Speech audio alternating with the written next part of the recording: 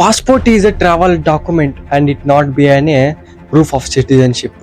ಇದು ನಮ್ಮ ಇಂಡಿಯಾದಲ್ಲೇ ಜೂನ್ 20ನೇ ತಾರೀಕಿಗೆ ಒಂದು ನೋಟಿಫಿಕೇಶನ್ ಕಳಿಸ್ತಾರೆ ಎಕ್ಸ್ಟರ್ನಲ್ ಅಫೇರ್ಸ್ ಮಿನಿಸ್ಟ್ರಿ ಅಂತ. ಯಾರಪ್ಪ ಅಂತಂದ್ರೆ ದಟ್ ಈಸ್ ಸುಬ್ರಹ್ಮಣ್ಯಂ ಜಯಶಂಕರ್. ಇವರು ಒಂದು ಸೆಕ್ರೆಟರಿ ಆಫ್ MEE ಅಂತ ಕರೀತಾರೆ. ಸೊ MEE ಅಂತಂದ್ರೆ ಮಿನಿಸ್ಟ್ರಿ ಆಫ್ ಎಕ್ಸ್ಟರ್ನಲ್ ಅಫೇರ್ಸ್ ಅವರ ಸೆಕ್ರೆಟರಿ ಆದವರು ಇವರು. ಸೊ ಇವರು ಜೂನ್ 20ನೇ ತಾರೀಕಿಗೆ ಒಂದು ನೋಟಿಫಿಕೇಶನ್ ಬಿಡ್ತಾರೆ. ಏನ್ ಬಿಡ್ತಾರೆ ಅಂತಂದ್ರೆ normal fees, Tatkal fees passport July 1ನೇ ತಾರೀಕಿನ ನಂತರ ಇರುತ್ತೆ. ಎಷ್ಟೆಷ್ಟು ಇರುತ್ತೆ? ಸೊ ಲಿಸ್ಟ್ ನ ಕೊಟ್ಟಿದ್ದೀನಿ, ಮತ್ತೆ ಬಾಯಲ್ಲಿ ಕೂಡ ಹೇಳ್ತೀನಿ. ಎಷ್ಟೆಷ್ಟಪ್ಪ ಅಂತಂದ್ರೆ, ಮೊದಲು ಫ್ರೆಶ್ ನೀವು ಹೊಸ ಅದು ತಗೋಬೇಕಪ್ಪ ಅಂತಂದ್ರೆ 36 ಪೇಜಸ್ಸು 1500 ಇದ್ದಿದ್ದು ಈಗ 2500 ಮಾಡಿದ್ದಾರೆ. ಏನಪ್ಪ 1000 ಡಿಫ್ರೆನ್ಸ್ ಅಷ್ಟು ಇರಿಸಿದಾರ? ಏನ್ ಕತೆ ಇದರಲ್ಲಿ? ಸೊ ಮತ್ತೆ ತತ್ಕಾಲಿಗೆ ಹೋದ್ರೆ ಮೊದಲು 3500 ಇತ್ತು, ಈಗ 5000, ಇಲ್ಲಿ 1500. So difference between normal and Tatkal ಅಂತಂದ್ರೆ, ಈಗ ನೀವು ವೊಕೇಶನ್ ಆನ್ಲೈನ್ ಅಪ್ಲಿಕೇಶನ್ ಹಾಕ್ತೀರಾ, ಓಕೆ ನನ್ಗೆ ನೀವು ಪಾಸ್ಪೋರ್ಟ್ ಬೇಕು ಅಂತ ಅಂದಾಗ ಅದು ಪಾಸ್ಪೋರ್ಟ್ ಬರೋದಕ್ಕೆ 3 ಅಥವಾ 5 ದಿವಸ ತಗೊಳುತ್ತೆ ನೀವು ತತ್ಕಾಲದಲ್ಲಿ ಹಾಕಿದ್ರೆ. ಅದೇ ನೀವು ನಾರ್ಮಲ್ದಲ್ಲಿ ಹಾಕಿದ್ರಪ್ಪ ಅಂತಂದ್ರೆ ಒಂದು 10 ನಂತರ 12 ದಿವಸ ಆಗುತ್ತೆ. ಸೊ ಫಸ್ಟ್ ಆಫ್ ಆಲ್ ಇಲ್ಲಿ 1500 ಡಿಫ್ರೆನ್ಸ್ ತತ್ಕಾಲ್ನಲ್ಲಿ ಶಾಕಿಂಗ್ ನ್ಯೂಸ್ ಇದು. ಮತ್ತೆ ಇನ್ನೊಂದು ಬಂದ್ಬಿಟ್ಟು ರಿಪ್ಲೇಸ್ಮೆಂಟ್. ನಿಮ್ ಬಳಿ ಪಾಸ್ಪೋರ್ಟ್ ಇತ್ತು ಹಳೆಯದು, ಓಕೆ ಅದು ಕಳೆದು ಹೋಗಿದೆ, ಡ್ಯಾಮೇಜ್ ಆಗಿದೆ, ಮತ್ತೆ ಹೊಸದ್ ಮಾಡಿಸ್ಬೇಕು ಅಂತ ಅಂದವರಿಗೆ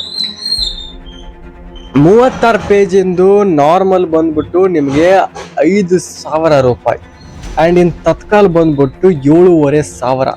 ಸೊ ತಿಳ್ಕೊಳ್ಳಿ ಡಿಫ್ರೆನ್ಸು ಹೆಂಗಿದೆ ಫ್ರೆಶ್ ಹಾಗೂ ರಿಪ್ಲೇಸ್ಮೆಂಟಿಗೆ. ಮತ್ತೆ ನಿಮ್ಗೆ 60 ಪೇಜಿನ ಬಂದ್ರೆ 6000 ರೂಪಾಯಿ ಇನ್ ನಾರ್ಮಲು, ಮತ್ತೆ 8500 ಇನ್ ಇಲ್ಲಪ್ಪ ಅಂದ್ರೆ ತತ್ಕಾಲ್ನಲ್ಲಿ.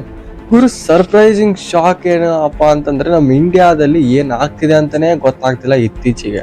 ಎದಕ್ಕಪ್ಪ ಅಂದ್ರೆ ಈ ನೀಟ್ ಸ್ಕ್ಯಾಮ್ ಒಂದಾಯ್ತು, TET ಎಕ್ಸಾಮ್ ಮಹಾರಾಷ್ಟ್ರದಲ್ಲಿ ಅದನ್ನು ಕೂಡ ಪೇಪರ್ನ ಲೀಕ್ನ ಮಾಡಿದ್ದಾರೆ. ಸೊ ನೀಟ್ ಪೇಪರ್ ಲೀಕ್ ಆಯ್ತು, TET ಪೇಪರ್ ಲೀಕ್ ಆಯ್ತು. ಆದ್ರೂ ನಮ್ಮ ನರೇಂದ್ರ ಮೋದಿ ಅವರು ಎಜುಕೇಶನ್ ಮಿನಿಸ್ಟರ್ ಅವರಿಗೆ ಬರ್ತ್ಡೇ ವಿಶ್ ಮಾಡಿದ್ರು.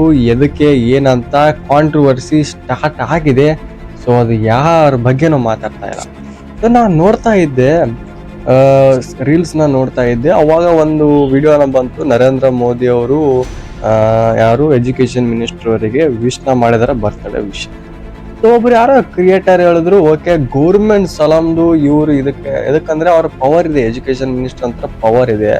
ಸೊ ಈ ತರ ಎಲ್ಲ ಹುಡುಗರನ್ನ ಬೆಳೆಸ್ತಾ ಇದ್ದೀರಾ, ಓಕೆ ನಿಮ್ಮ ಎಜುಕೇಶನ್ ಇದೇ ತರ ಇರ್ಲಿ, ಮುಂದಿನ ಸರ್ಕಾರ ಕೂಡ ಇದೇ ತರ ಇರ್ಲಿ ಅಂತ ವಿಶ್ ಮಾಡ್ತಾರೆ ಟ್ವೀಟ್ ನಲ್ಲಿ.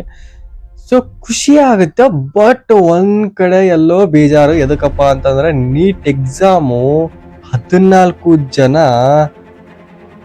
ಅದೊಂದು ವಿಡಿಯೋನ ಮಾಡಿ ಹಾಕ್ತೀನಿ ಅಂತ ನೋಡಿ, 14 ಜನ ತೀರೋಗಿರ್ತಾರೆ. ಮತ್ತೆ ಮೊನ್ನೆ TET ಎಕ್ಸಾಮ್ ನಲ್ಲಿ ಕೂಡ ಪೇಪರ್ ಲೀಕ್ ಮಾಡಿ, ಪುಣ್ಯಕ್ಕಿನ ಪೇಪರ್ ನಡೆದೇ ಇಲ್ಲ, ಅದಕ್ಕಿಂತ ಹಿಂದೆ ಗೊತ್ತಾಗಿದೆ. ಅದೇ ಪೇಪರ್ ಆಗಿಂದ ನೆಕ್ಸ್ಟ್ ಗೊತ್ತಾಗಿತ್ತಪ್ಪ ಅಂದ್ರೆ ನೆಕ್ಸ್ಟ್ ಎಕ್ಸಾಮ್ ಅಂತ ಆಯ್ತಿತ್ತು, ಮತ್ತೆ NTA ನ್ಯಾಷನಲ್ ಟೆಸ್ಟಿಂಗ್ ಏಜೆನ್ಸಿ ಅವರಿಗೆ ಆತಿತ್ತು. ಸೊ ಫಸ್ಟ್ ಆಫ್ ಆಲ್ ಈಗ ಹೊಳ್ಳಿ ಬ್ಯಾಕ್ ಬರೋಣ ಪಾಸ್ಪೋರ್ಟ್ ಬಗ್ಗೆ. ಸೊ ಇದು ಜೂನ್ 20ನೇ ತಾರೀಕಿಗೆ ನೋಟಿಫಿಕೇಶನ್ ಬಿಡ್ತಾರೆ. ನೋಟಿಫಿಕೇಶನ್ ಬಿಟ್ಟಾದ್ಮೇಲೆ ಇಲ್ಲಿ ತರ್ಸಡಿ ಹೇಳಿರೋದು. ಮತ್ತೆ ಇನ್ನೊಂದು ಸ್ಟೇಟ್ಮೆಂಟ್ ನ ಕೊಟ್ಟಿದ್ದಾರೆ, ಯಾರು ಎಲೆಕ್ಷನ್ ಕಮಿಷನ್ ಅವರು. ಸೊ ಎಲೆಕ್ಷನ್ ಕಮಿಷನ್ ಅಪ್ಪ ಏನ್ ಕೊಟ್ಟಿದ್ದಾರೆ ಈ ಒಂದು ಸ್ಟೇಟ್ಮೆಂಟ್ ಅಂದ್ರೆ, Aadhaar card is A proof of identity not A citizenship. ಏನಪ್ಪ ನಾವು ಬೇರೆ ದೇಶಕ್ಕೆ ಹೋದ್ರೆ ಏನ್ ತೋರಿಸ್ಬೇಕು ಅವ್ರು ನಾವು ಇಂಡಿಯನ್ ಅಂತ?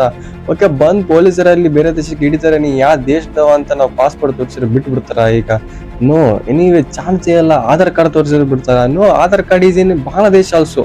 ಬಾಂಗ್ಲಾದೇಶನಲ್ಲಿ ಕೂಡ ಆಧಾರ್ ಕಾರ್ಡ್ ಇದೆ, voter ID. That is only for voting ಸಲ ಅಷ್ಟೇ ವೋಟರ್ ID ಕೊಟ್ಟಿರ್ತಾರೆ, ಯಾವ ಸಿಟಿಜನ್ಶಿಪ್ನು ಇಲ್ಲ. ಸೊ ಇರೋದು ಒಂದಿತ್ತು, ದಟ್ ಈಸ್ ಪಾಸ್ಪೋರ್ಟ್ ತೋರಿಸಿದ್ರೆ ಬಿಡ್ತಿದ್ರು. ಆದ್ರೆ ಈಗ ಅದನ್ನು ಕೂಡ it is only travel document ಅಂತ ಹೇಳಿರೋದು.